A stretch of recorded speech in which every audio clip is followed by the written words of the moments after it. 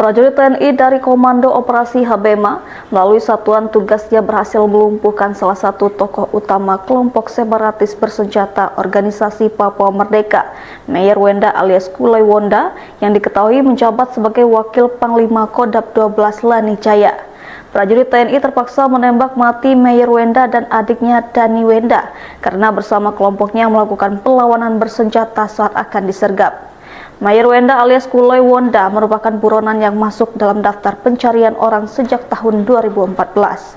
Dikutip dari Instagram Puspen TNI, disebutkan bahwa berdasarkan informasi dari masyarakat, prajurit TNI melaksanakan operasi penindakan pada hari Selasa 5 Agustus 2025 pukul 16.30 waktu Indonesia Tengah di Kampung Mukoni, Distrik Mukoni, Kabupaten Lani Jaya, Papua Pegunungan.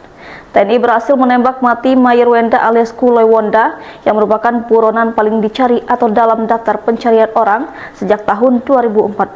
Meyer Wenda memiliki rekam jejak keterlibatan dalam berbagai aksi kekerasan, di antaranya penyerangan Mapolsek Pirime 2012, pembunuhan terhadap anggota Polri di Tolikara pada 2012, penghadangan patroli dan aksi penembakan terhadap aparat keamanan di wilayah Lani Jaya pada 2014. Dalam kontak tembak tersebut, Meyer Wenda dinyatakan tewas di tempat bersama satu orang lainnya yang diduga adiknya Dani Wenda.